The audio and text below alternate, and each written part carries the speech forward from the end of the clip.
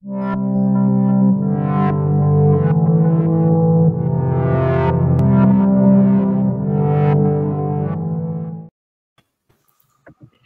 boa tarde, sejam bem-vindos a mais um projeto live do Grupo de Estudos Hermínio Corrêa de Miranda.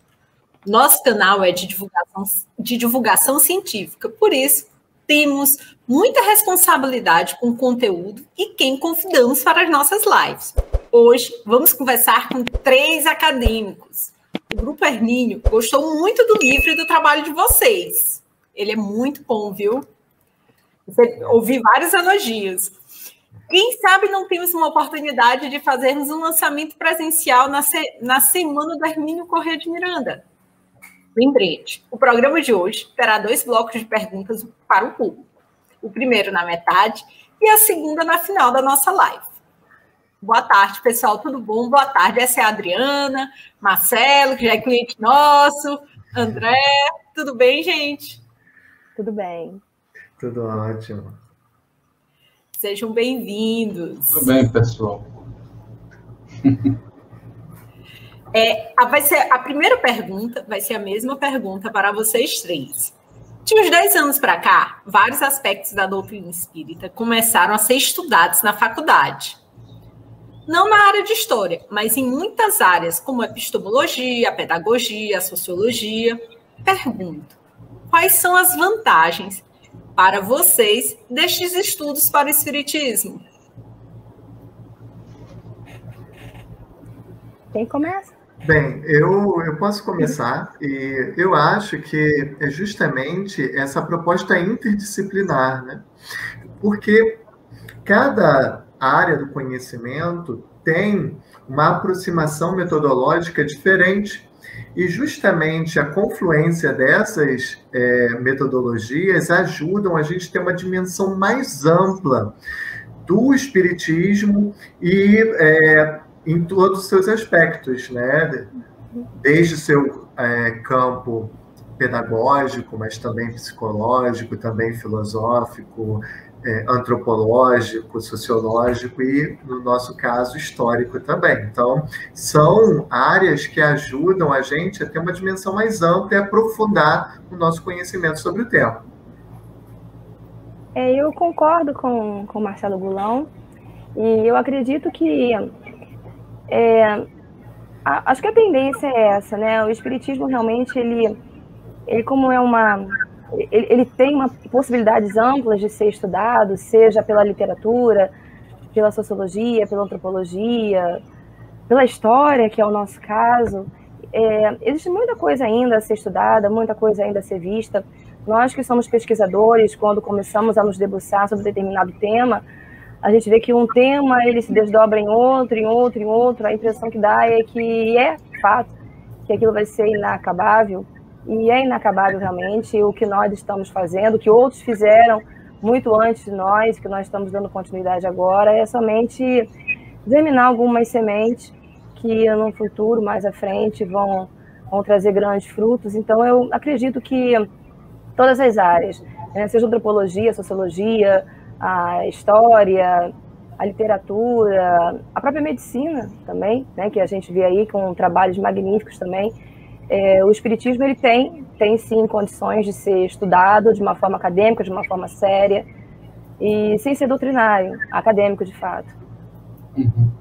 Não, eu assim levantaria alguns aspectos, né, só para me somar a reflexão de Adriana, do Gulão, né, sobre essa perspectiva de estar se consolidando o espiritismo como objeto de estudo acadêmico.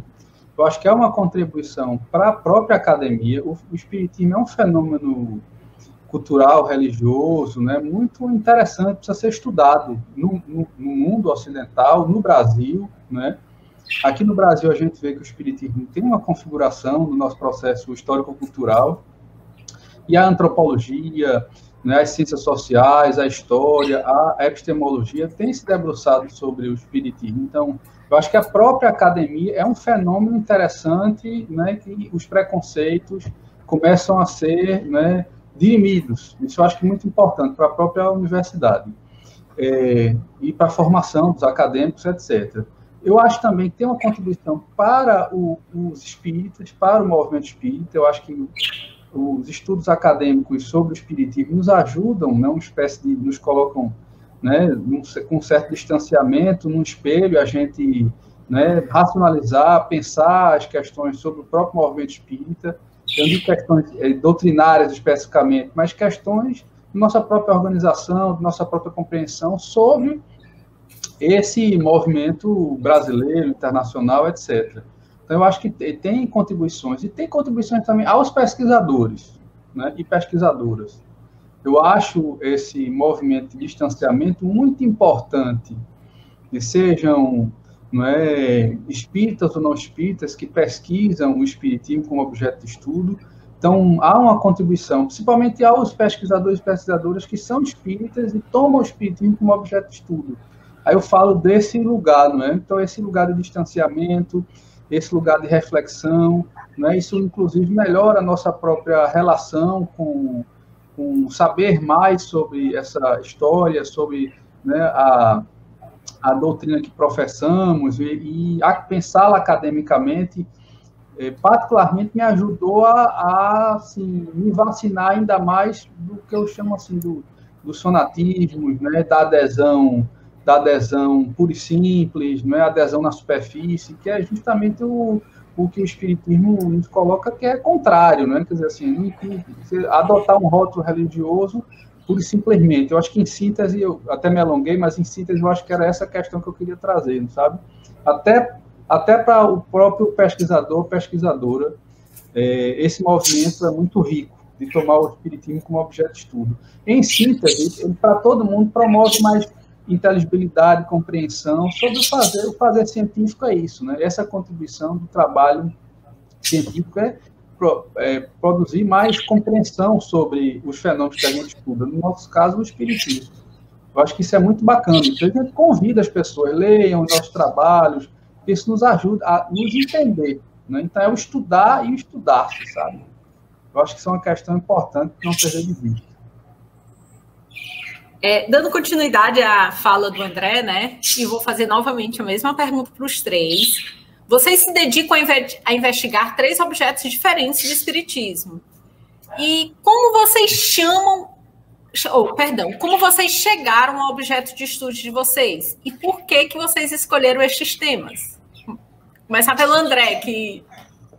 Sim, Então, tá certo. Não, tem umas, eu vou contar isso, eu acho que é uma perspectiva narrativa que é importante, né? Até na live, para a gente fornecer mais elementos, né? Tem uma resposta bem acadêmica, eu diria, né?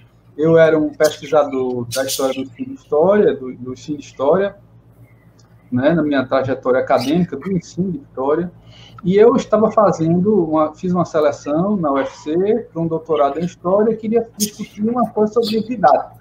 E escolhi um autor, que é um autor da história cultural, chamado Roger Chartier. E Roger Chartier é um autor da história do livro da leitura.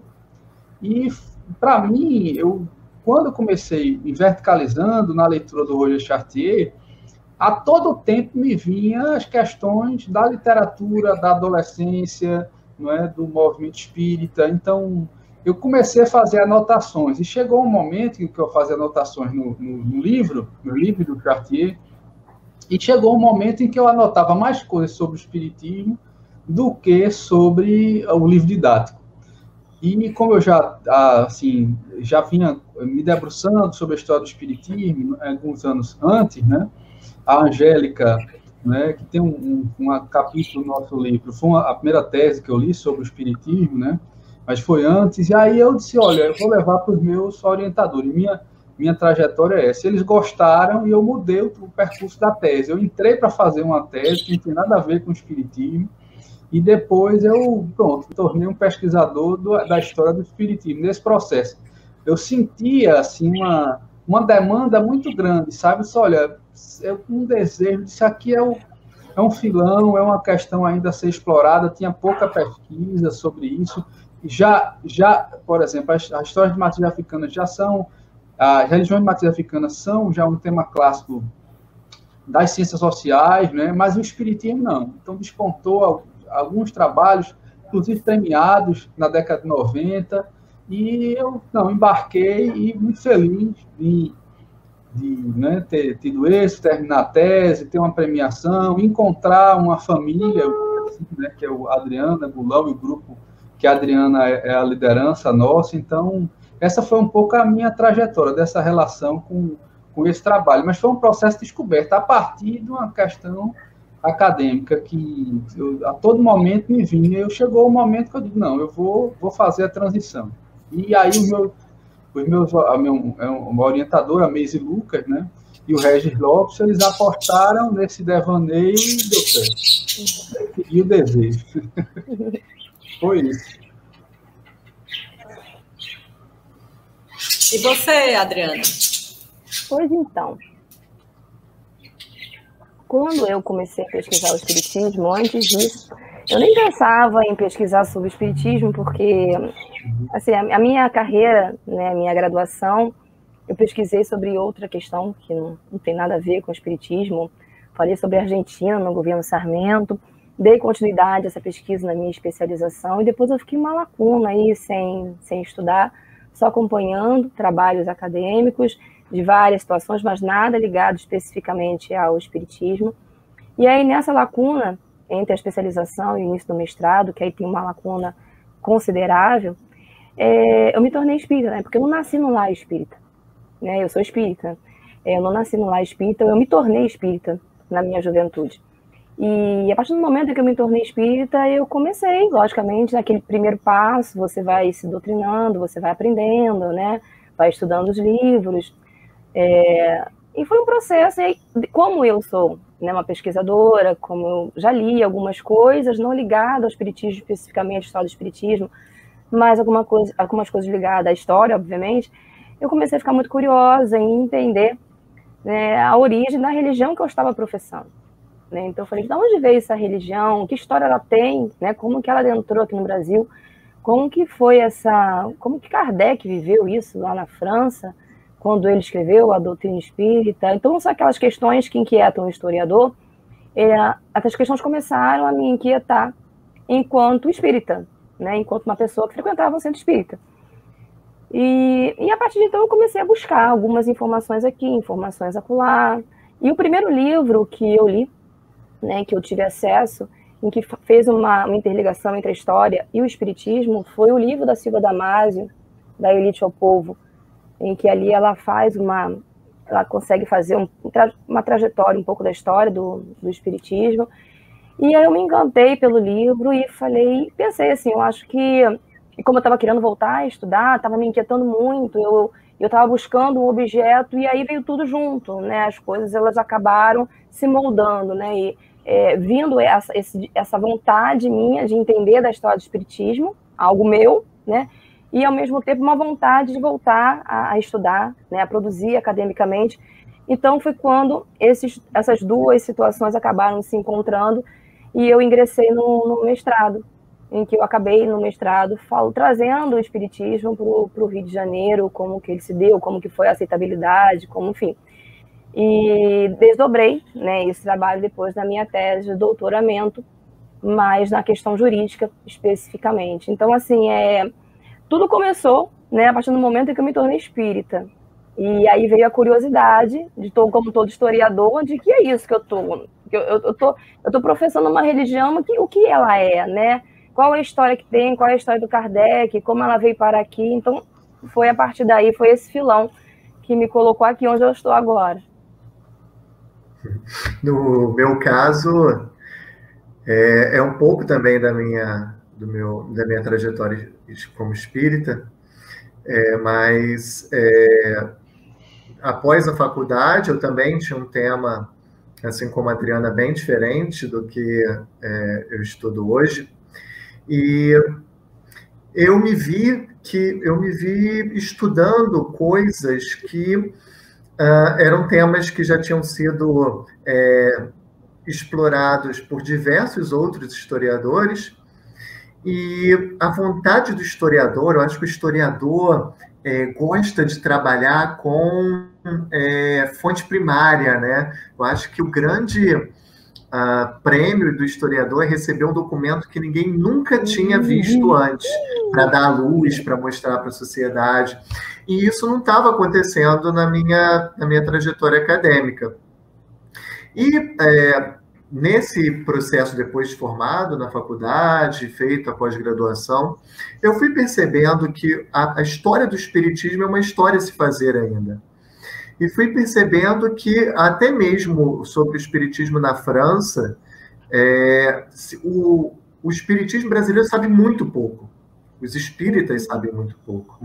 Então, a gente sabe que o Allan Kardec é uma figura muito relevante, a gente sabe que o espiritismo é muito relevante no Brasil, a gente sabe que, além do espiritismo como uma religião ter uma trajetória, ele tem um impacto social no Brasil como poucas religiões têm, e no ambiente acadêmico simplesmente não há material sobre isso.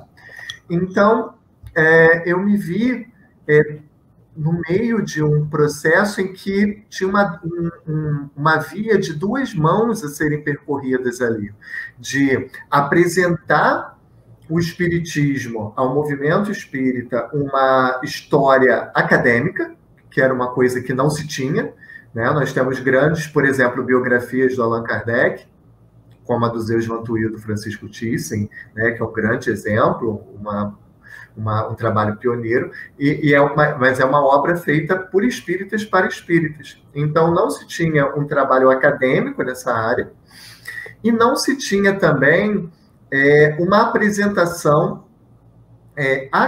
para a academia do espiritismo. Não havia também, não há pesquisas profundas, né? Talvez grandes trabalhos sobre o espiritismo que foram feitos, principalmente o espiritismo na França, né, que é o meu tema mais específico, foram feitos por estrangeiros, né? Duas francesas, e que é a Marion Aubry, né, a grande referência, que é uma brasilianista, veio para o Brasil, fala português, mas também nós temos a Nicole Edelman, também, que escreveu sobre o tema na década de 90. Mais recentemente, nós temos um outro historiador francês, o Guillaume Couchet. E nos Estados Unidos, nós temos a Lynn Sharp, que também escreveu em 2006 uma obra sobre esse período. Mas no Brasil não se tinha material sobre isso, né? Então, eu me vi diante dessa possibilidade, né, de fazer uma exploração mais profunda sobre esse tema.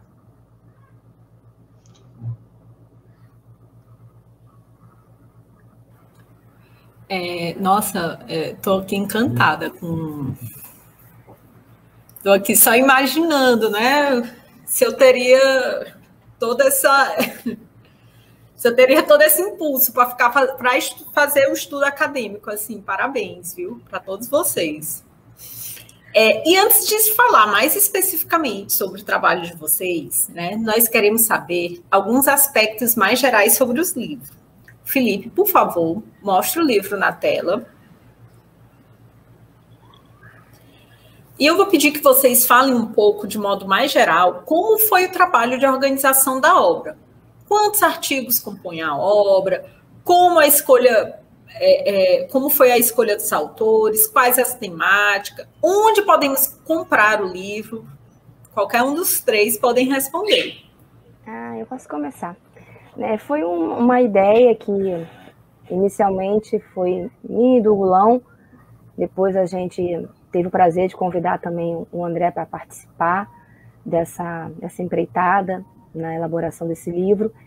E nós queríamos fazer um livro em que ele abraçasse o espiritismo da França até o Brasil, né? E sem querer ser, né, grandes ousadias, a gente queria trazer da França, realmente, na década de 50, até um pouquinho antes, até ao Brasil, aos dias de hoje. E aí nós procuramos convidar pesquisadores, né, pesquisadores respeitados, logicamente, todos acadêmicos, que têm o espiritismo como ano já em objeto de estudo, como seu objeto de estudo. Então, nós fizemos uma escolha bastante criteriosa, né? Todos os pesquisadores que têm artigos nesse livro, que nós tivemos o prazer de organizar em 2019, Ele é um livro que foi organizado em 2019. Na realidade, até eu há pouco vi no Facebook que ele foi lançado no dia 25 de julho, e hoje é dia 24 de julho, mas há 2 anos. E nós escolhemos, assim, né, pessoas que poderiam contribuir dentro desse panorama que era nosso, tentar abraçar realmente o espiritismo da França até o Brasil, né? Então é isso que nós fizemos. Então convidamos o Humberto, o próprio Goulão também, que trabalham com Kardec, com a questão das matrizes filosóficas. Tem um artigo meu, que já é do Brasil, da Angélica, do Marcos, do André, enfim. São vários artigos, que depois a gente vai ter a oportunidade, certamente, de falar um pouquinho sobre cada um deles. Então, foi dessa maneira que a gente pensou, idealizou, né, a priori, eu e o Goulão, e acabou que um sonhozinho nosso, uma parte do sonhozinho, ele acabou nascendo. Esse livro, ele é encontrado na Amazon, né? A Amazon, ele está à venda na Amazon. Que é bem fácil, né? A Amazon é um grande depositório de livros também, né? Você pode encontrar, então é fácil, e também tem uma facilidade de entrega grande. Então a Amazon é uma grande referência nessa área e de distribuição dos livros. Mas e complementando o que a Adriana falou muito bem, muitos desses trabalhos estavam sendo divulgados em simpósios temáticos que foram organizados no ambiente acadêmico, né? Em associações nacionais, encontros de história das religiões. E ali a gente foi percebendo que uma série de trabalhos acadêmicos estavam sendo realizados com muita qualidade, e nós queríamos também mostrar para um público maior, né? Para que mais pessoas, né, não vinculadas a esse tema estrito pudessem ter acesso a esse material produzido. E o resultado, ele também mostra uma grande diversidade metodológica, para poder mostrar que não é só um trabalho de historiador, né, falar sobre o espiritismo, assim. Diversos campos acadêmicos têm essa possibilidade de explorar essa área tão rica e tão pouco, né, estudada. Então, a gente tem uma aproximação com uma filosofia mais pura, que é o caso do Humberto Schubert, né, que é a aproximação com o ramo filosófico alemão e francês do século XIX.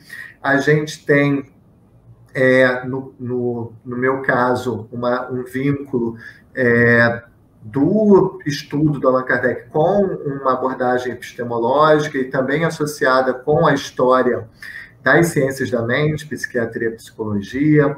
A gente tem, no caso da Adriana, um vínculo muito grande com a história do direito, né? O trabalho da Adriana teve um impacto tão grande nessa área, depois ela foi convidada para fazer um pós-doutorado na área da história do direito, no campo do direito, para poder aprofundar mais esse tema, mostrando esse vínculo, né, que pessoas da área do direito também têm essa possibilidade de abordar a criminalização do espiritismo no século XIX, na primeira metade do século XX, principalmente.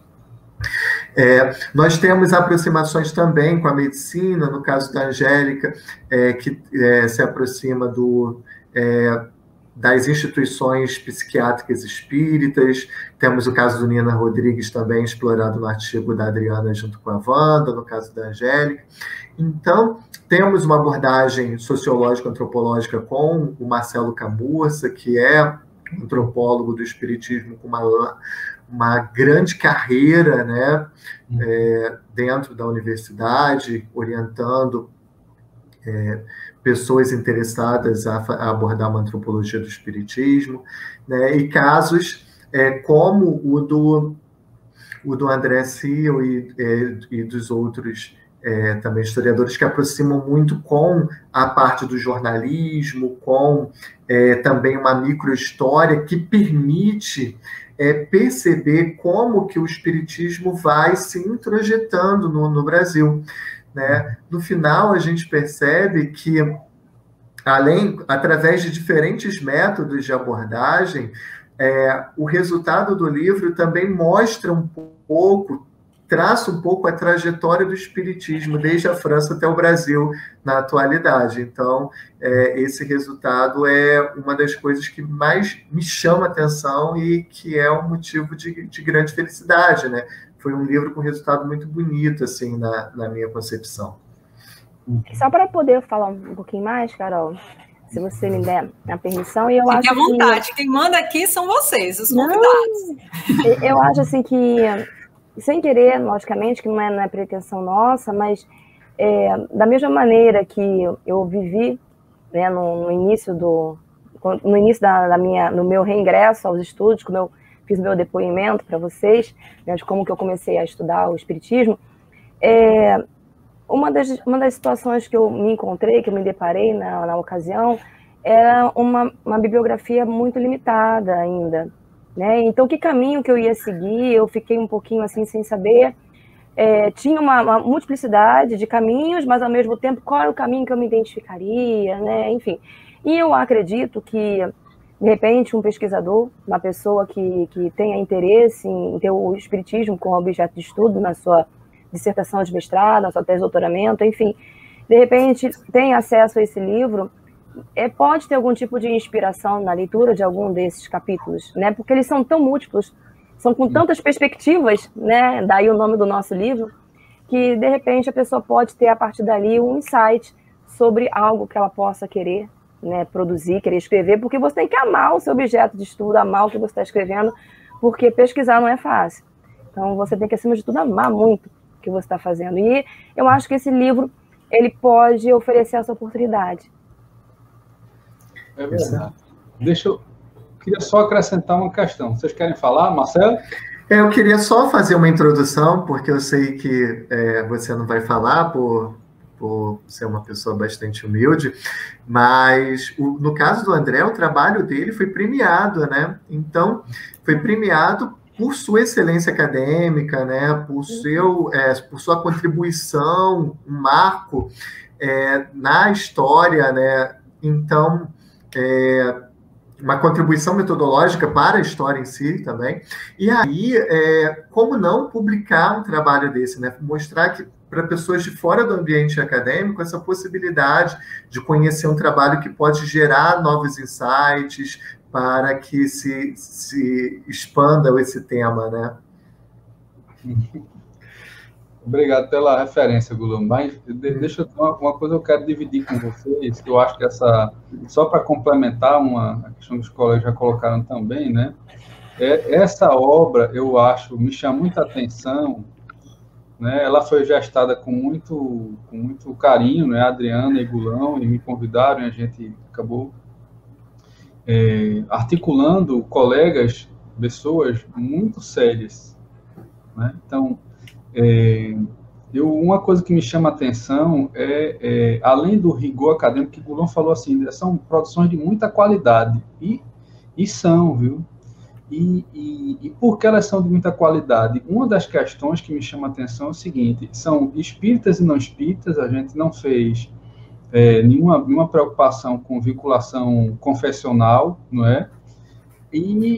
Mas qual é a qualidade? Onde é que ela se revela? Não são trabalhos tendenciosos, não são trabalhos assim, porque existem também, viu?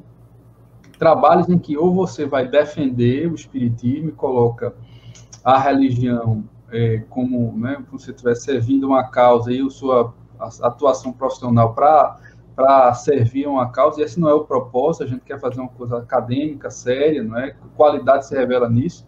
Então, a gente está fazendo um trabalho com rigor, com análise de fontes, né, com fundamentação teórico-metodológica, tudo isso, né? E também não tem nenhum detrator, porque existe também, não é? Então, até tem alguma aproximação com o espiritismo, né, ou não teve, toma aquele né, o espiritismo como objeto de estudo e toma a posição de um detrator. Então, são trabalhos tendenciosos, eu diria, para pró ou contra, né? Então, isso é apenas uma análise, eu entendo, inclusive, que todos querem dar sua contribuição, querem consolidar sua carreira, isso aqui não é nenhuma crítica destrutiva, agora é uma análise para ressaltar a qualidade das pessoas selecionadas, em grande parte, por Adriana e Marcelo, né, Gulão. Então, acho que tem uma coisa da liderança nos dois, eu acho importante ressaltar isso, né, e identificar trabalhos sérios, né. Então, apesar de a gente saber assim, que as pessoas se reúnem por afinidade, né, mas aqui teve uma racionalidade também, buscar pessoas que a gente sabe que são trabalhos que dão contribuições e não são tendenciosos, nem defensores por defensores, e, por exemplo, você fazer um raciocínio circular, você ir procurar na fonte para defender o que você já acredita, isso não acontece nos textos, nessas pesquisas desses colegas, né? E também não tem esse mesmo movimento, você ir fundamentar seus preconceitos, você querer defender uma posição anti-espírita, e aí você ir procurar produzir alguma coisa que sirva a esse seu desejo, né? Que você tem hoje começa a se consolidar um leque de pesquisa também nesse sentido. E eu acho que aqui a gente pode ver um exemplo nessa obra de bons trabalhos acadêmicos. Uhum. Não estou falando de imparcialidade. Desculpa, não estou falando de imparcialidade, mas os trabalhos não são tendenciosos, isso é muito importante. Exato. E como a gente percebe isso, assim, ao mostrar o método de trabalho, né? Porque um trabalho tendencioso geralmente faz um recorte muito específico para demonstrar algo, né? Então, quando a gente vê que o trabalho da Adriana pegou todos os processos a respeito dos espíritas do José Viveiros de Castro, quando o trabalho do André Silva também busca todas as manifestações a respeito do confronto entre católicos e espíritas na região que ele estuda. Então, você vê que é um arcabouço muito completo. Se é para fazer um estudo, vamos fazer um estudo amplo, né, para que não gere margem para que você selecione. Vou selecionar só essa parte aqui, porque essa parte aqui fala bem. Ou eu vou fazer só essa parte aqui, que essa parte fala mal. Né? Não, vamos pegar tudo e desse tudo vamos mostrar qual o resultado que saiu dessa compilação. Um trabalho acadêmico, né, Gulão? Trabalhos acadêmicos. Pessoal, hoje contamos com a participação dos meus periquitos, tá? Aqui ao fundo. Minha cachorrinha também já deu umas latidas aqui, não sei se vocês ouviram. Então, por isso que eu estou desligando meu microfone, mas, assim, olha, quem ainda não... Acessem o site da Amazon. Quem ainda não comprou, compre, porque é uma pesquisa muito séria, muito criteriosa. Os meninos estão de parabéns, né?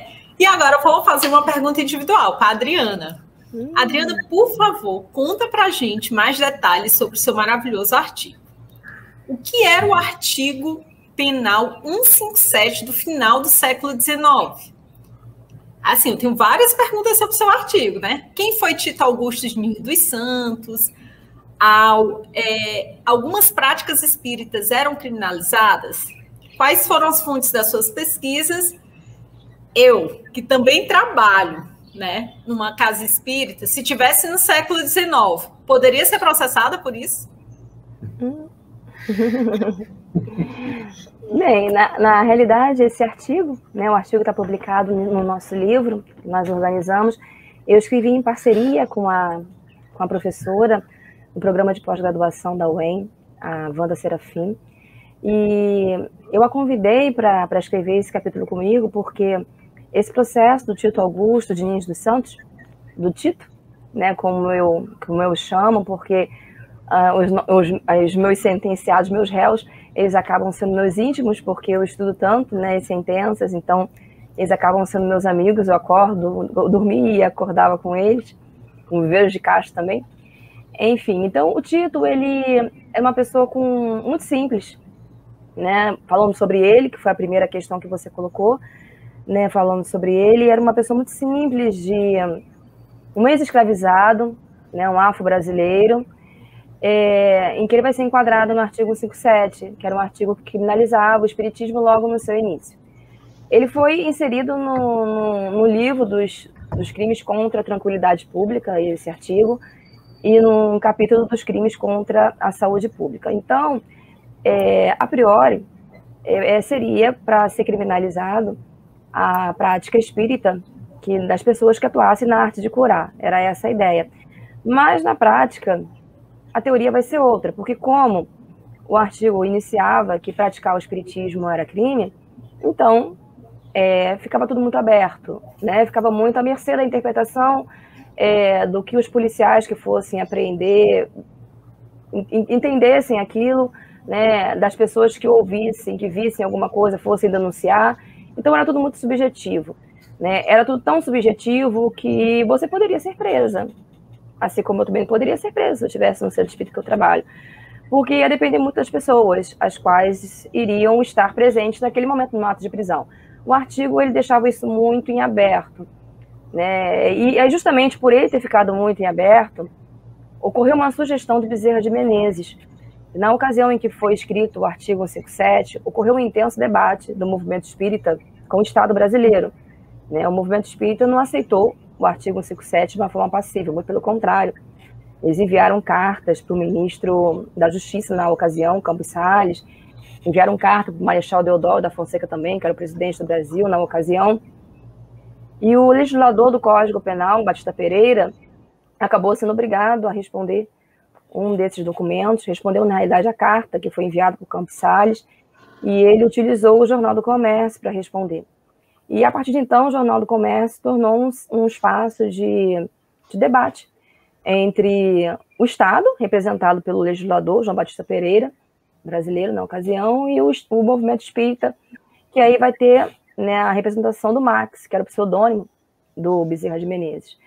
E o Bezerra de Menezes, na ocasião, no momento inicial, ele vai ter um debate bastante caloroso com o Batista Pereira, e inicialmente vai ser um debate, um vai e volta, né? Cada edição era um falando, às vezes na mesma edição tinha os dois falando, um respondia da edição anterior, só estava falando algo novo, enfim.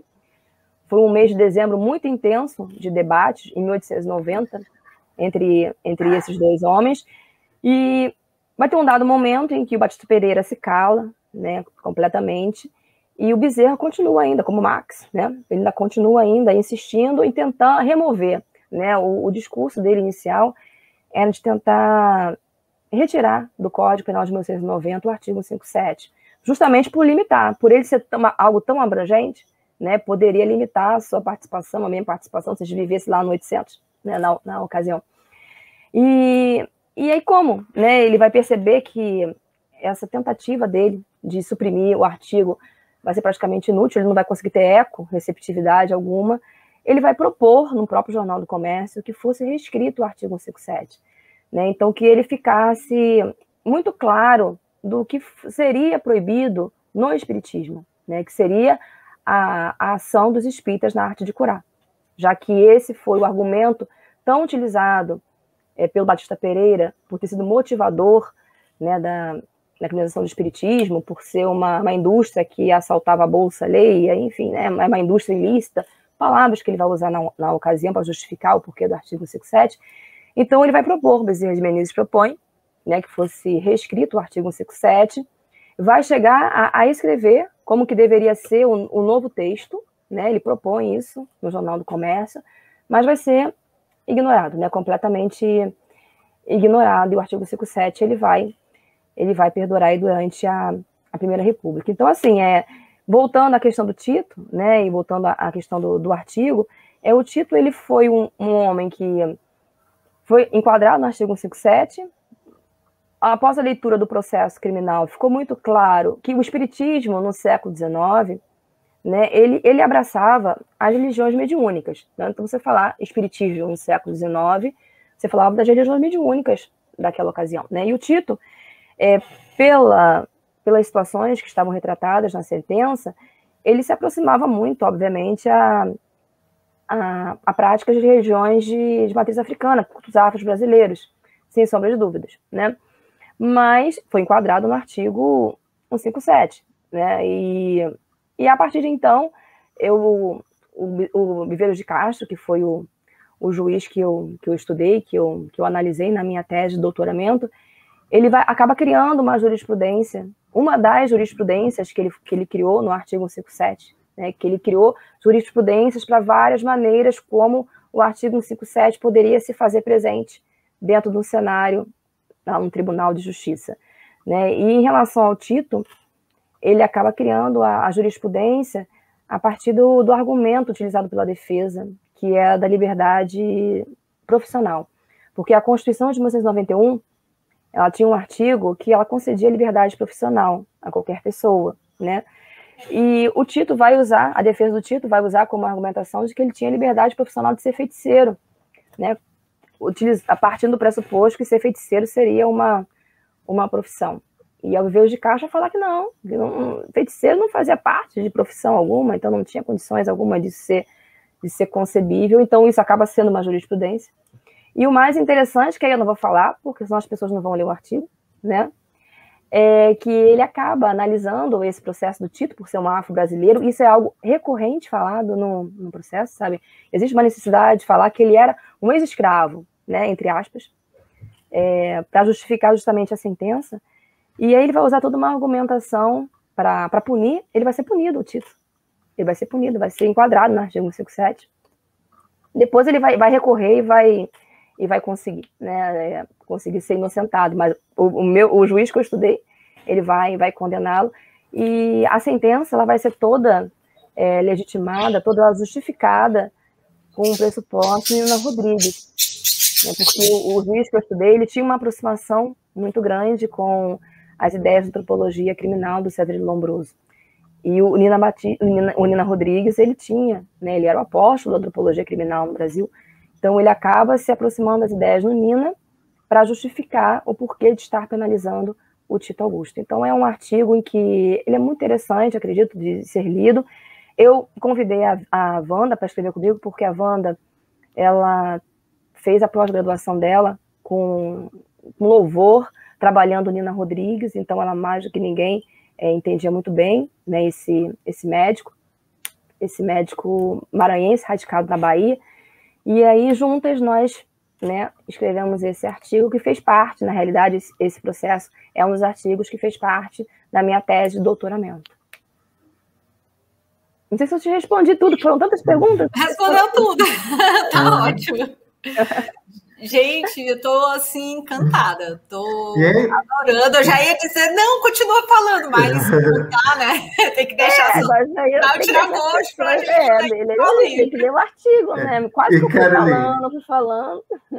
Eu acho que é importante esse tipo de estudo que mostra, entende-se um pouco, por exemplo, essa trajetória das perseguições às religiões mediúnicas, no caso do espiritismo, Umbanda e Candomblé, e como que muitas vezes o espiritismo, por ter essa liderança, por ser uma religião de classe média, por estar mais próximo das lideranças políticas do país, que é o caso do Bezerra de Menezes, eles tinham mais acesso para conseguir conter essa perseguição que foram feitas a essas religiões, essas perseguições, né?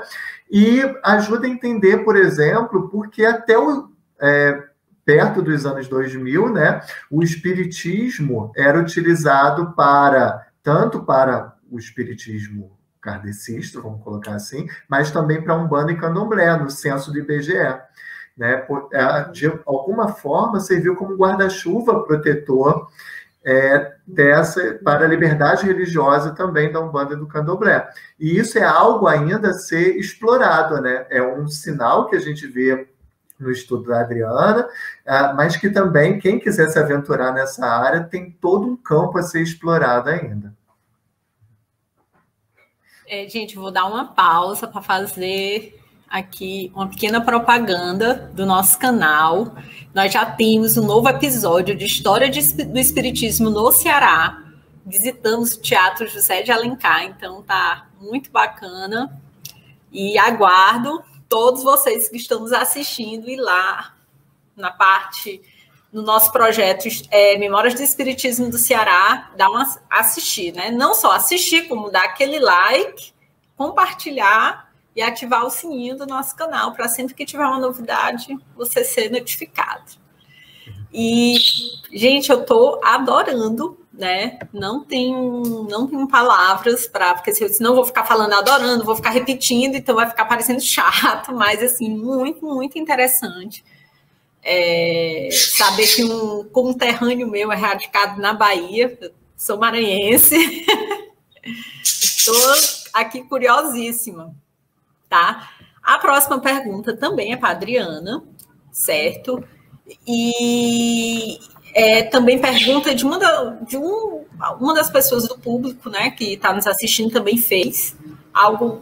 Eu acredito que você já vai responder também a pergunta deles, mas o que seus estudos, Adriana, podem nos falar sobre o problema das liberdades religiosas e do Estado laico? Pois então, né? Essa vai ser a grande discussão que vai acontecer na ocasião, porque vai ser entendido como um paradoxo, né? Uma contradição, tendo em vista que com a República, né, justamente com a República, a gente vai ter a criminalização do espiritismo. E nós já tínhamos já em janeiro de 1890 o decreto 119A, que vai ser o decreto que vai, né, separar a igreja do Estado, vai de alguma maneira conceder a liberdade religiosa, e isso em janeiro de 1890, em outubro, o espiritismo é criminalizado. E aí esse argumento da liberdade religiosa, da República, né, por que criminalizou o espiritismo? Então essa vai ser a grande discussão que os espíritas vão levantar na época, o movimento espírita vai levantar na época, né? Como que um Estado laico, né, como que um Estado que se posicionou dessa maneira pode criminalizar uma prática religiosa, né? Mas aí a argumentação do Batista Pereira, que eu já comentei com vocês, né, foi de Adolfo Costa de 1990, é que não era a religião especificamente que estava sendo criminalizada, e sim a atuação dos médiuns, de alguns médiuns na arte de curar, né? Vão ser os curandeiros espíritas da ocasião. A questão é que não era, né, dessa maneira que estava no artigo, né? Que era crime praticar o espiritismo, então isso abria precedente para uma série de situações. É realmente uma discussão muito, muito, muito grande sobre essa questão da laicidade, né? A própria questão da laicidade do Estado brasileiro, numa primeira república, é uma discussão muito, muito grande, né? Até que ponto realmente o Estado, não só em relação ao espiritismo, até que ponto o nosso Estado realmente se tornou laico com a República, né? Existiu sim um momento laico naquele momento inicial, que não foi nem o espiritismo nem conseguiu experimentar muito bem esse momento, né? Experienciar esse momento de laicidade, mas logo após, né, muitas questões que deveriam existir no Estado laico, elas vão deixar de serem realmente implementadas. Então, crucifixos que foram tirados de espaços públicos vão começar a voltar, pessoas protestantes até, que vão falar que não, o Estado é laico, então esse crucifixo não tinha que estar aqui, vão ser vistos como pessoas intolerantes, que um crucifixo não fazia mal para ninguém, porque aquele crucifixo continuar ali. Então, isso na Primeira República ainda e no início, ainda, né? Isso ainda no final do 800. Eu não estou nem dizendo aí no início do século XX, não, no 800. Então, essa questão da laicização do Estado brasileiro, ela vai se dar mais na lei do que na prática, né? Ela vai se dar mais por um rompimento, de alguma maneira, do Estado com a Igreja Católica, mas também a Igreja Católica ela vai se prevalecer de algumas questões, algumas benesses ao longo aqui, enfim, isso cabe uma discussão gigantesca, né? Tem alguns textos que são indicações bibliográficas que eu posso dar para quem quiser. Tem um livro do Emerson Jumbelli, que também é uma pessoa muito importante, uma das referências também do estudo do espiritismo, né, sobre o espiritismo como crime, em que ele escreveu um livro sobre o fim da religião, em que ele trata sobre essas questões da laicização.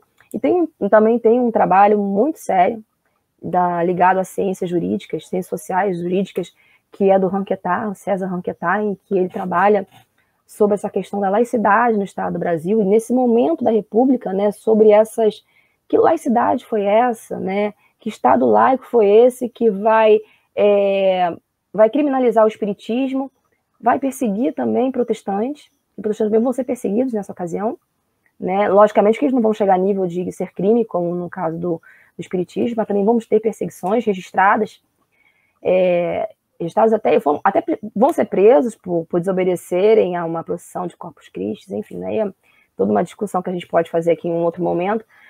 Mas, assim, é para você se discutir realmente que laicidade foi essa do nosso Estado, né? Que não houve uma laicidade no sentido, né? Porque a lei é uma coisa, a prática é outra, né?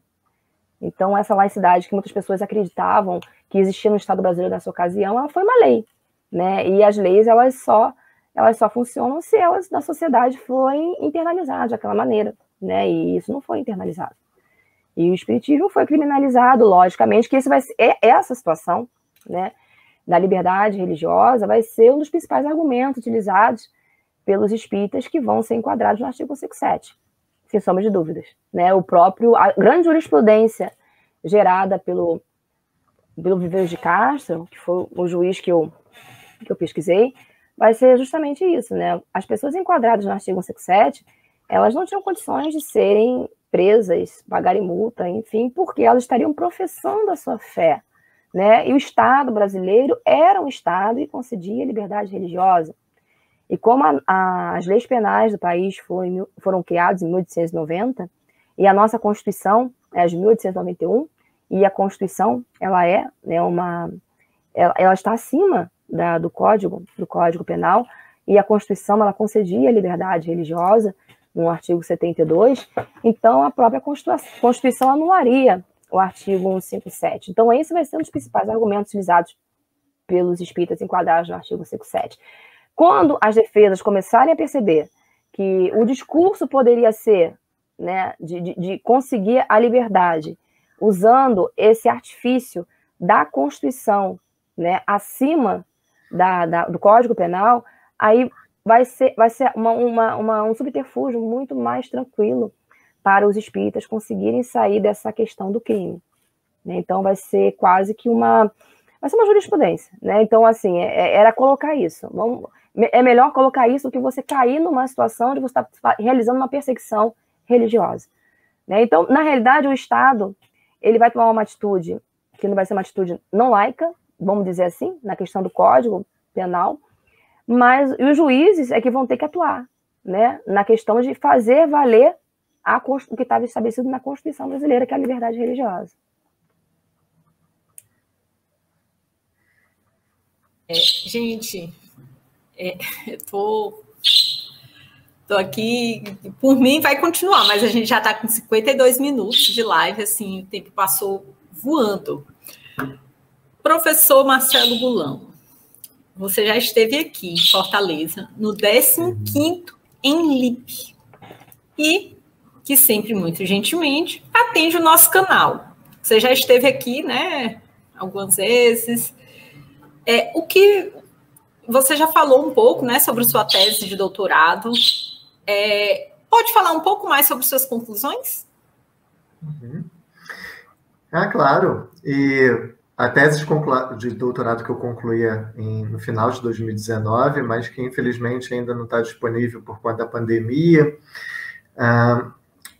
por conta da paralisação da atividade de boa parte das atividades, né, da universidade onde eu concluí, que é a UERJ, mas que se espelha também por todo o Brasil, mas que em breve estará disponível. Mas eu posso falar que essa pesquisa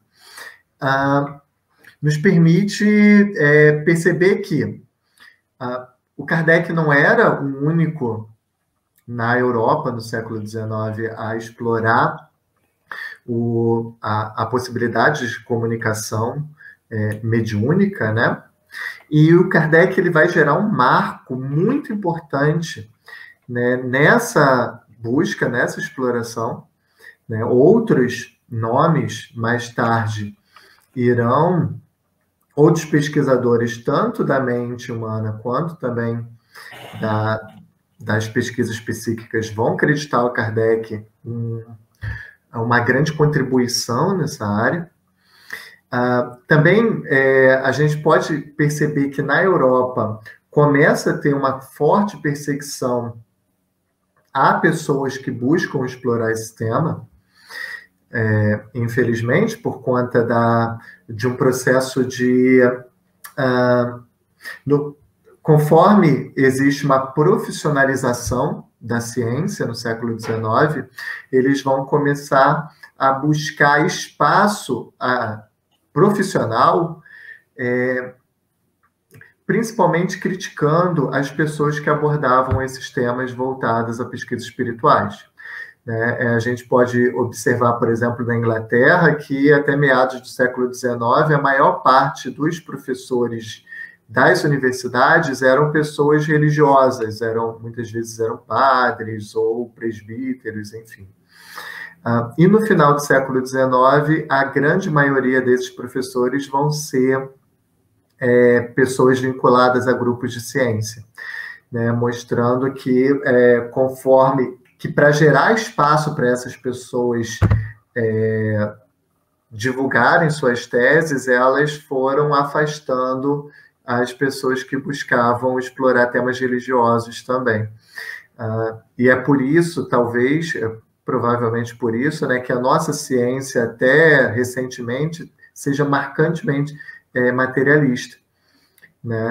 E por isso foi tão difícil estudar temas religiosos no Brasil, pelo menos até a década de 90, esses temas muitas vezes eram afastados porque poderia se tratar de proselitismo, quando na verdade era um trabalho científico importante para a sociedade, do mesmo modo que tantos outros que são delegados à história, que é meu caso.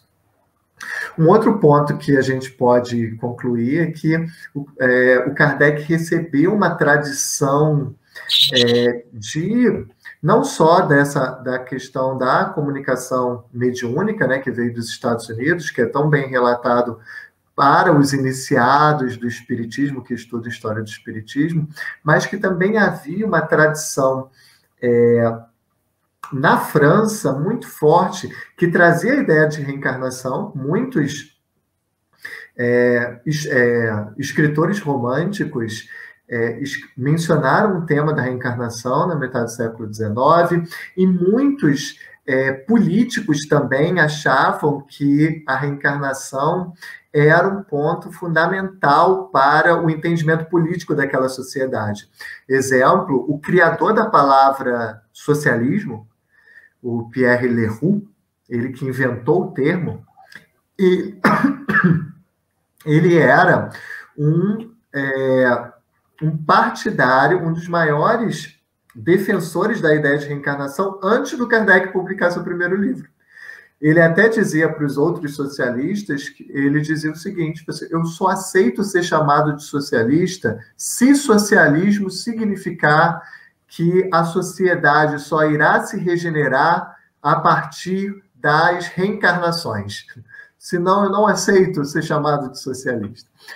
Mostrando como que... Mas ele que foi o primeiro a tratar desse tema e criar essa nova palavra. Mas mostrando como que esse tema era muito relevante na época do Kardec, Então...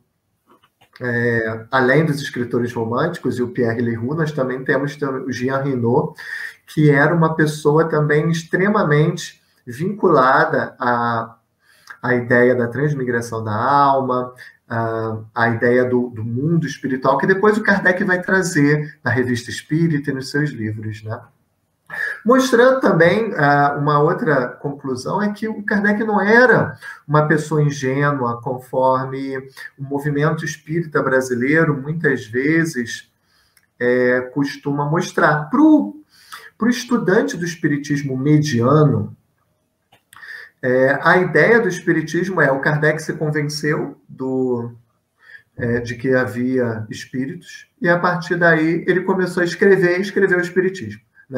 As obras espíritas. Ou então, em alguns casos, que aí já é mais mitológico, mas a gente ouve muito isso em casa espírita, a ideia de que o Kardec sentou numa mesa, os espíritos apareceram e disseram que ele tinha que escrever ali. De fato, existe uma margem para esse tipo de interpretação. Quando a gente pega a primeira edição do Livro dos Espíritos, depois a segunda edição, que é um dos livros mais vendidos do Brasil, a gente vê um Kardec mais vinculado à ideia de ser uma espécie de secretário dos espíritos. Tudo que eu fiz foi organizar e publicar.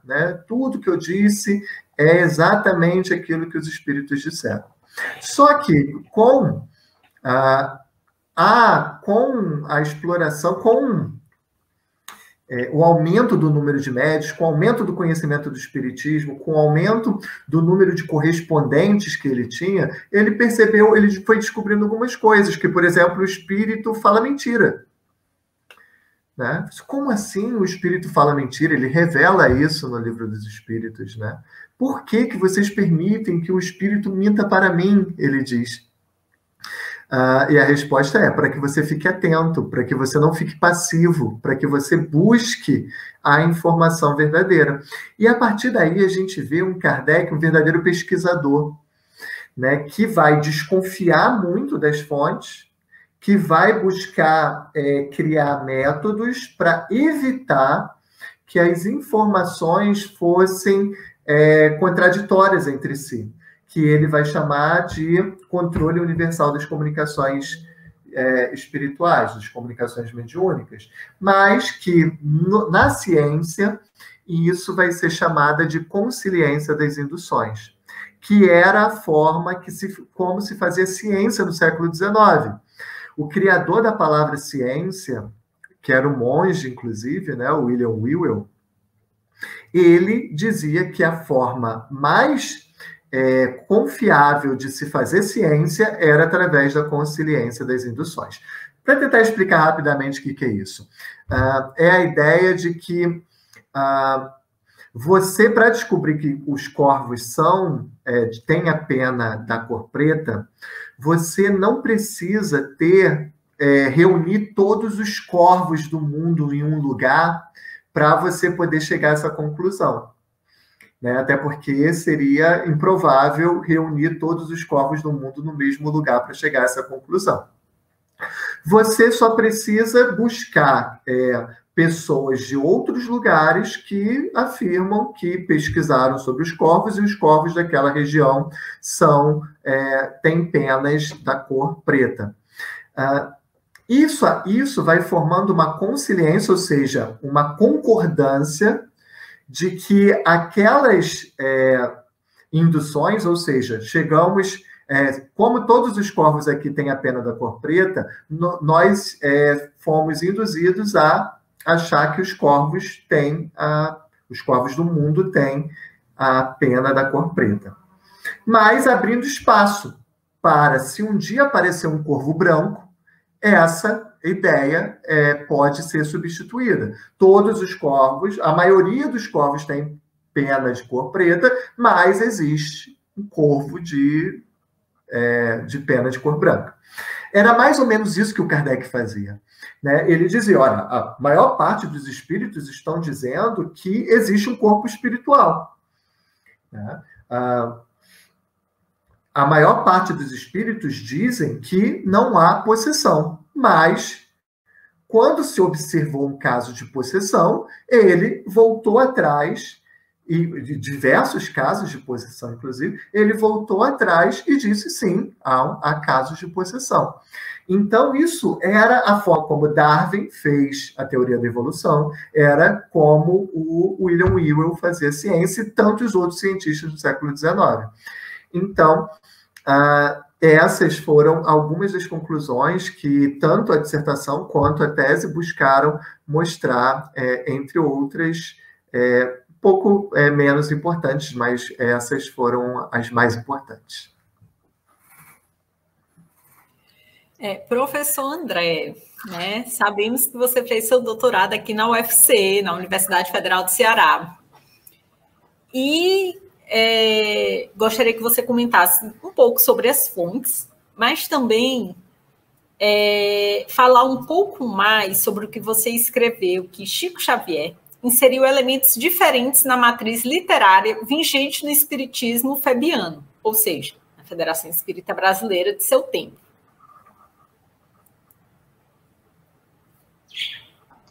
Eu tenho ligado aqui, para não atrapalhar muito bem. Vejam, aí tem questões para a gente conversar sobre a tese, né? Eu estudo a tese, o recorde cronológico dela é de 1932 a 1938. E a principal fonte é o Reformador. Eu não vou fazer uma análise do conteúdo das obras psicografadas. mas eu vou fazer uma análise na tese a partir do que se diz do reformador, tomando o reformador como fonte, o processo desde o lançamento do Chico Xavier como um autor até, que é 1932, e o que eu digo que é a invenção de uma imagem autoral, né? Então, o Chico Xavier como um médium e essa imagem de supermédium e uma imagem vinculada a uma profunda vivência cristã, independente dele ter ou não, independente dele ser médium ou não, eu não entro nessa discussão na tese. O que eu entro, e essa é a questão, porque inclusive eu não vou estudar a dimensão que a gente chama de performática, que é a dimensão do próprio Chico Xavier, mas sim o que dizem dele, como essa imagem, né, é construída no movimento espírita a partir do reformador. Então, é a criação da imagem autoral do Chico Xavier. Ele lançado em 1932, né, como um jovem mineiro do Rincão, pouco conhecido, né, até 1938, quando ele é a principal referência doutrinária. Ele, naquela época, 1938, ele é o médium mais famoso do Brasil, a partir do reformador, né? Então, a experiência de ter o reformador como fonte foi muito bacana, assim, porque a sensação, eu só dividir isso com vocês, é como se vocês estivessem entrando numa máquina do tempo. Então, na tese, eu vou, né, observar, né, contemplar um espiritismo antes do Chico Xavier. E esse espiritismo tem uma configuração diferente, isso é dinâmico. O próprio Chico Xavier, a imagem dele, isso vai sendo construído, vai se modificando, isso é o processo da interação social, né? E o Chico Xavier conhecido hoje, o nosso Chico Xavier, ele foi um jovem que foi apoiado por uma engrenagem e teve um suporte importante, né? Se você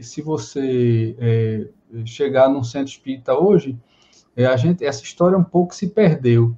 A gente não sabe que tinha uma produção literária anterior ao Chico Xavier, então, às vezes o leigo acha, até no próprio movimento espírita, que o Chico Xavier foi que inventou a literatura espírita. Mas você tinha uma árvore frondosa antes do Chico, que o Chico ergue uma árvore que joga sombra, né, nesse processo, mas nós tínhamos uma produção, né, grande antes dele, então ele é um dos autores dentro de um processo, de um projeto editorial febiano, não é? E esse projeto editorial febiano é que apoia esse jovem quadro. Uma das questões que eles estavam fazendo é lançar novos autores, né? E o Chico Xavier é um deles, né?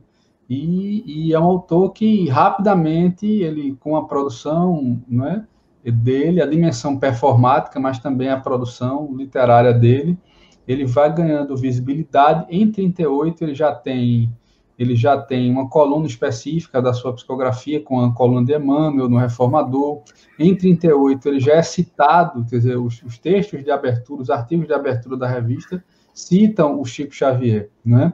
E aí a produção literária dele, quando eu observo uma série de reconfigurações que ele faz, né?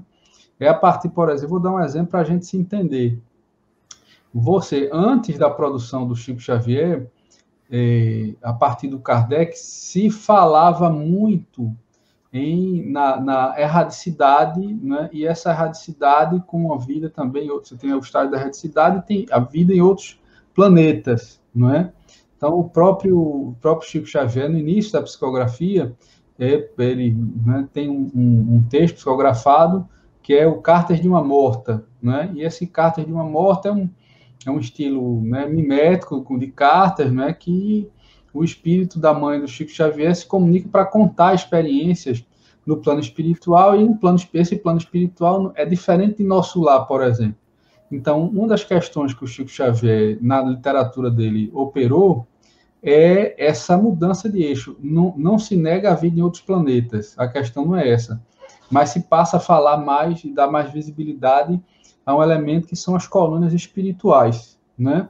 Então, isso é só para dar um exemplo dessas questões que o Chico Xavier operou também. Operou também uma coisa está lá no livro. Você tinha um momento importante na década de 30, quando o Chico Xavier surgiu, né, foi lançado, havia uma reaproximação do Estado com a Igreja Católica. Na realidade, a Igreja Católica com o Estado, no período da neocristandade católica. Então, eles tinham uma postura muito diferente do que tem hoje, inclusive a partir do concílio do Vaticano II, da década de 60, do século XX. E eles tinham tomado uma postura muito aguerrida em relação às disputas dentro do campo religioso, em relação às outras religiões. Então, há uma demonização do protestantismo, do espiritismo, né? Desde o século XIX, isso é retomado com muita força. E aí, além da perseguição policial dos agentes de Estado, como a Adriana mostra muito bem na tese, né, com muito fôlego, o assédio dos católicos, o combate dos católicos, e aí, daquele período, não é falando do catolicismo, não é falando, né, dos companheiros e companheiras católicas desse momento, mas não há de se negar do que houve, né?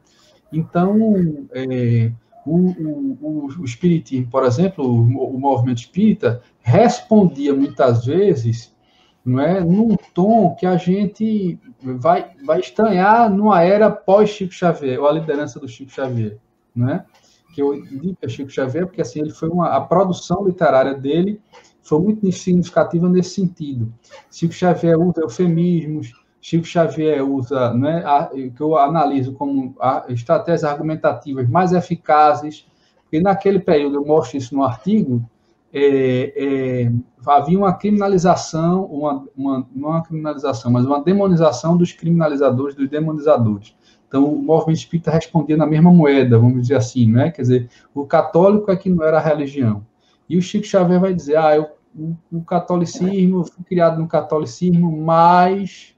E aí mostra a proposta de superação. Então, isso é uma estratégia argumentativa mais eficaz, né? Então, são mudanças que o Chico Xavier operou através da sua produção literária, e se eu analiso, né, não é o objetivo principal, mas eu analiso e acaba aparecendo na tese. Agora, o que eu faço na tese é muito mais mostrar essa invenção da imagem autoral e essa invenção, essa criação da apresentação dos autores espirituais, que isso é uma coisa que eu procuro também da década de 30. Eu digo invenção no sentido acadêmico, não é de inventar, de dizer mentiras, não sei se só para a gente se entender, mas muito mais no sentido da criação. Os autores espirituais, independente, por exemplo, de André Luiz existir, isso eu não vou tratar na tese, eu, inclusive, não trato o André Luiz, é o Emmanuel e o Humberto de Campos, eu vou analisar os procedimentos literários que são feitos para construir uma imagem de autor espiritual. Como é que é Emmanuel? Não é? Então, independente dele existir, eu preciso informar os leitores quem é Emmanuel. É isso que eu vou analisar na tese, não é? O Emmanuel, dentro de uma perspectiva, e isso é muito novo em relação à produção literária, isso é o novo que o Chico Xavier faz, sabe? Ele usa de um funcionamento literário muito diferente do que a produção literária espírita do período. Isso é uma característica, né, bem brasileira que se consolida. Sempre existiu, né, sempre eu estou dizendo, né, fazendo um abuso na oralidade, mas nós tínhamos livros psicografados, romances psicografados, não é Chico Xavier que inventa isso, mas ele faz uma invenção de um funcionamento autoral, é uma coisa nova, que é, por exemplo, Emmanuel ser um autor espiritual que era o seu guia. E ele tinha uma existência, né, paraliterária, né? Ele não era só um autor, ele era também editor. Ele também não era só editor, era um guia espiritual e ele, né, atuava com Chico Xavier na vida social. Então, isso é uma coisa da dimensão do Chico Xavier que é muito interessante, que ele trouxe essas novidades, né, que são coisas novas, o mérito dele, né? Agora, o quanto o Chico Xavier é liderança, isso é uma outra questão para a gente ressaltar, talvez, em outro momento, se tiver mais tempo, né? O Chico Xavier como uma liderança discreta, muito atuante, um homem inteligente, não é? Muito diferente dessa visão, né, mitificada do Chico Xavier, e que não quer dizer que ele não fosse médium, que não fosse, entende? A questão não é essa, mas ele faz uma liderança muito difícil, que ele é alguém que lidera e não aparece. Ele era muito discreto nesse sentido, sabe? e um tipo de liderança, né, que foi muito benéfica para o movimento espírita, porque projetou o movimento espírita, né, e ele soube usar isso, projetou o movimento espírita na diversidade do campo religioso. Né? Isso é um pouco o que eu mostro na tese. Não sei se eu me alonguei muito, minha gente, mas nós estamos chegando no final, né, porque esse é o panorama geral. Nossa, e eu confesso que aqui do meu hall de perguntas são 16, agora que a gente está na 9. Mas, assim, eu tô adorando, gente. Vamos falar mais. Incentivar o povo a comprar o livro. A próxima pergunta é para o professor André. E aí a gente vai abrir a pergunta para os públicos. Começar a responder a pergunta do público, tá? Professor André, na sua tese você termina escrevendo de modo acadêmico, mas também belo, o seguinte, falando ainda sobre o Chico, né? Norteou esta pesquisa o desejo, a todo tempo implícito e intenso, de recompor um pouco de sua humanidade perdida, de devolver-lhe alguma porção da sua incompletude. Você pode falar um pouquinho mais sobre isso? Só dar aquela degustaçãozinha para as pessoas ficarem ainda com mais vontade de comprar o livro? Eu vou falar bem rápido, sabe? Eu sei que para a gente não seguir, nós temos a questão do tempo. Mas eu trabalho nessa parte, eu finalizo a tese trazendo um conto do Ítalo Calvino, que é o Visconde Partido ao Meio, só para a gente se entender. E no Visconde Partido ao Meio, o conto é mais ou menos assim, você tem o Visconde vai para uma guerra, ele recebe uma bala de canhão, e a bala de canhão parte ele pela metade. E da guerra só volta a parte má, quer dizer assim, ele foi dividido ao meio, e voltou assim, essa parte extremamente perversa, né? E acho que ninguém aguentava. E aí, tempos depois, volta a outra parte, que é uma parte boa. Parece que separaram no que é o ser humano, de suas, né, nas nossas dimensões de imperfeição, no que é bom, o que é ruim, etc. E ele usa no conto isso. É uma parte extremamente ruim, perversa, e aí volta a parte boa, extremamente bom. E ele era tão bom que ninguém conseguia conviver, porque ele era insuportavelmente bom, chegava a ser chato, né? Isso no conto. E qual é a questão? Mas aí o conto vai mostrar um pouco do que é essa questão da dimensão humana, né? De nossas imperfeições também, do que nos caracteriza, né? Eu pego esse gancho para falar do que eu procurei, quer dizer, uma questão que me mobilizava na tese, que é essa representação do Chico Xavier como alguém boníssimo, né, que materializava as virtudes cristãs, e alguém ignorante, alguém sem conhecimento. Isso foi usado, esse argumento, né, dessa imagem do Chico Xavier como alguém que não estudou e etc., e, de fato, ele não teve uma educação formal, né, mas ele era um homem inteligente. Mas isso foi usado muito no sentido como estratégia de denegação autoral. Ele diz assim, olha, como é que ele pode produzir isso se ele não estudou? Você pega Mecanismo da Mediunidade, por exemplo, né, as obras de André Luiz, os romances de Emmanuel, né? Então, independente de ser mediúnico ou não, quer dizer, isso foi usado como argumento de autoridade, e ele negou muito de sua possibilidade, capacidade, para que a obra aparecesse, né? Então, e nunca ganhou dinheiro com isso, isso é uma coisa importante que eu mostro na tese também, isso é um outro argumento que ele seguiu à risca, que foi não ter bens materiais, ele podia ter sido um homem rico, né? Nós temos casos na literatura espiritualista que enriqueceram com a sua produção mediúnica, né? E ele segue à risca isso. Então, a intenção era de mostrar essa dimensão humana do Chico Xavier, né? Quer dizer, colocar um pouco em xeque essa representação do Chico Xavier dentro de um espectro humano também, né? Também não só de imperfeição, eu estou dizendo, mas até de potencialidade. Ele era um homem inteligente, certo? E como o Divaldo Pereira aplicou a sua produção literária, a sua individualidade. houve um processo que não foi feito por Chico Xavier, mas que ele seguiu, ele não desmentia, né, mas ele seguiu, mas não foi feito por ele, que foi uma denegação de suas potencialidades. Ele também era um homem inteligente, independente de ser uma pessoa boa ou não. Agora, se ele era o autor, não, ele dizia que não era. E é isso que a gente... E aí a gente não problematiza isso na tese, entende? Não é uma discussão que eu vou levar academicamente, se existia ou não o fenômeno mediúnico em Chico Xavier. Se você me perguntar, André, o que é que você acha? Eu disse, não, eu sou espírita, eu acredito. Né? Mas na tese eu não fui levar essa discussão. Eu tomo a posição de um incrédulo para fazer o exercício acadêmico. Ok? É mais ou menos isso. Então o fechamento era esse. Não deixa de ser uma homenagem ao Chico Xavier nesse sentido, né? Gente, quem é que pode responder a pergunta do público? Eu vou pedir para o Felipe disponibilizar a primeira pergunta. Tá? José Carlos Mota Carmona. Gostaria de um comentário dos entrevistados no momento oportuno sobre a influência de Holstein no ensino da doutrina espírita no nosso país, nos livros publicados, a influência da FEB nas federativas. Quem é que pode responder para a gente? Bem, eu posso falar um pouco assim sobre essa parte.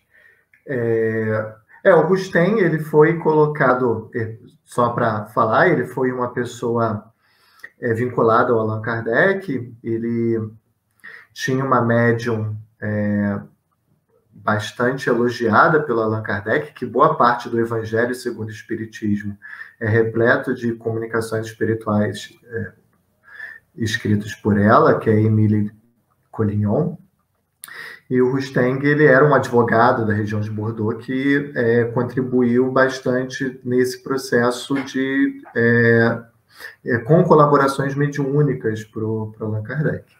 E depois do falecimento do Kardec, ele inicia um processo que muitos chegavam a considerá-lo uma nova liderança do Espiritismo, né? Ele tem um livro bem polêmico, que são os 4 Evangelhos,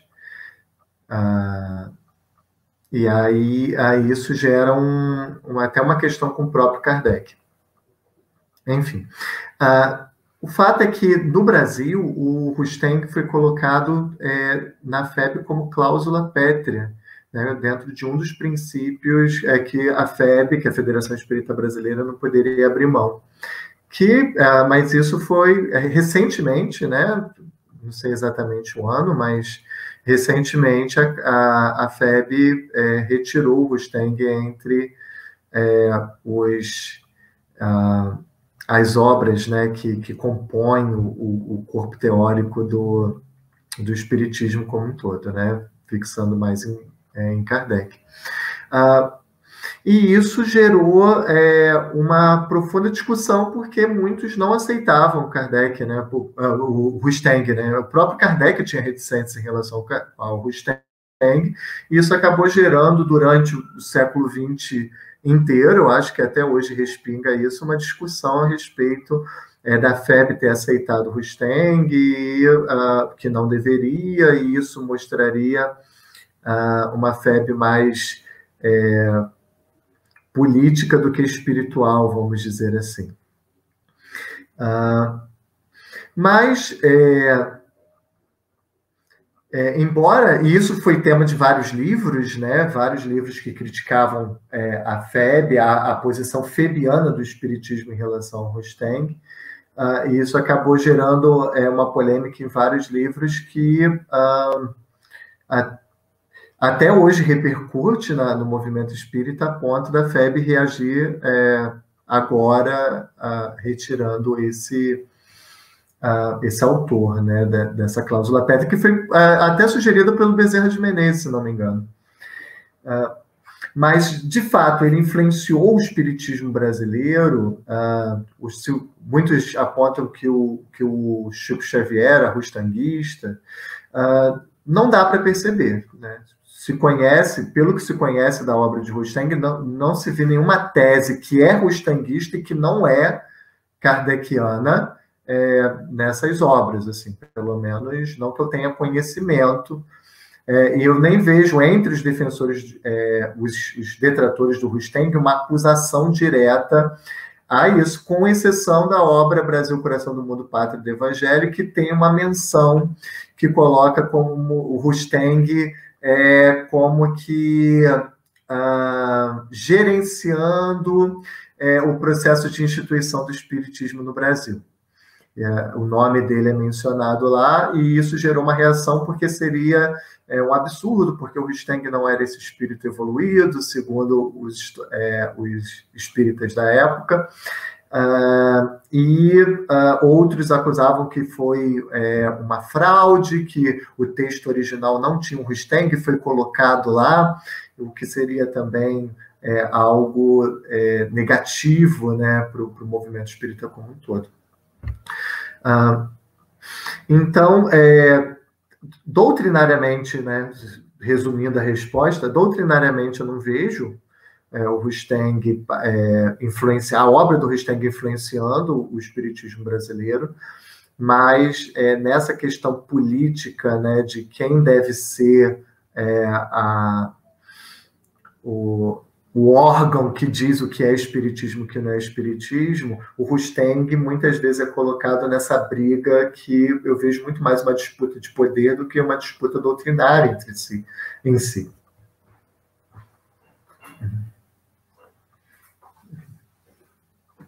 Obrigada, Marcelo.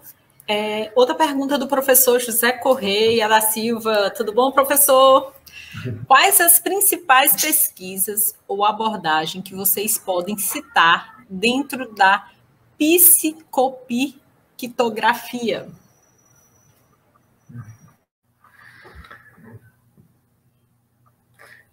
Bem, eu não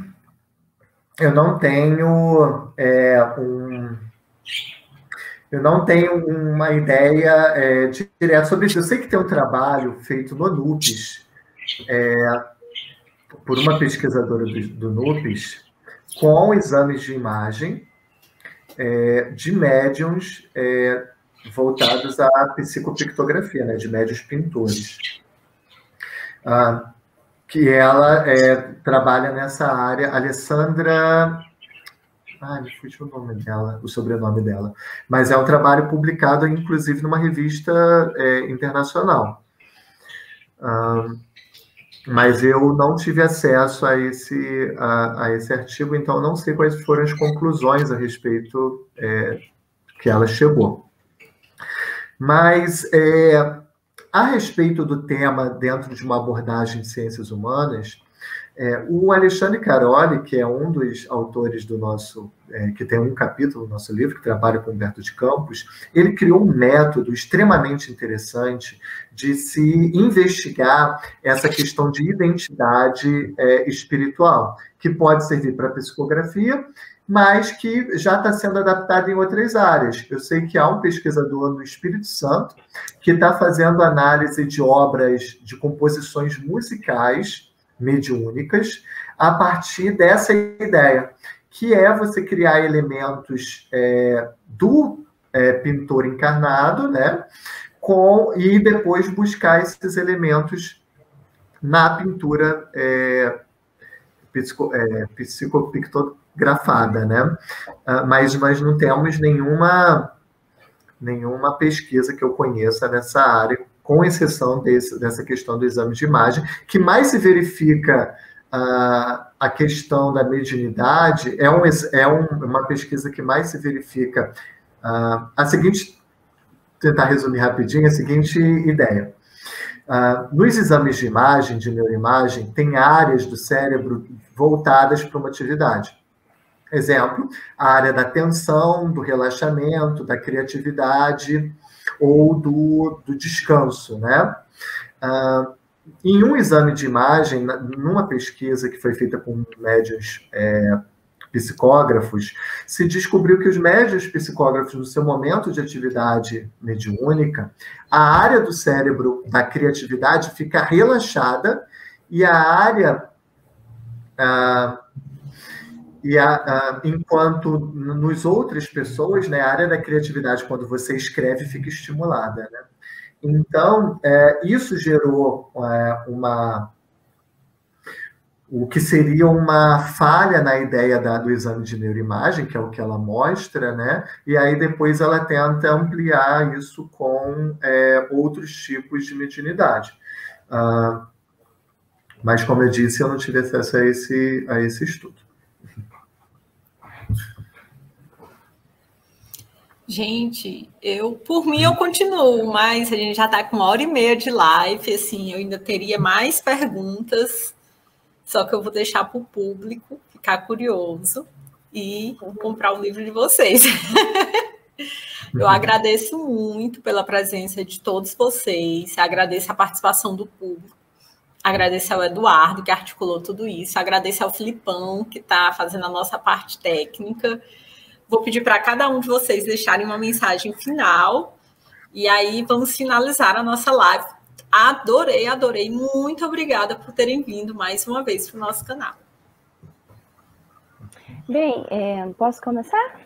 Pode. Eu acho que, como nós estamos aqui falando do nosso livro, eu acho que nada mais justo do que nós falarmos, né? Pelo menos eu falar aqui dos autores que compõem o nosso livro, que nós organizamos.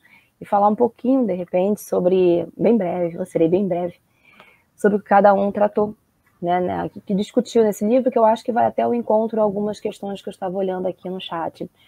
Bem, a abertura do nosso livro, nós temos aí a Humberto Schubert, né, esse grande pesquisador sobre o espiritismo. Na realidade, ele trabalha com a filosofia, e ele trouxe para a gente discussões acerca das matrizes filosóficas do espiritualismo moderno, né? Então, é um artigo muito interessante para quem quer começar a ter o primeiro contato com esse assunto. E, em seguida, nós temos o Gulão, em que o Gulão ele vai trazer a visão do Kardec sobre o método científico também. Então, são esses dois artigos que eu falei lá inicialmente na nossa live, em que a gente traz o espiritismo da França, de alguma maneira, né?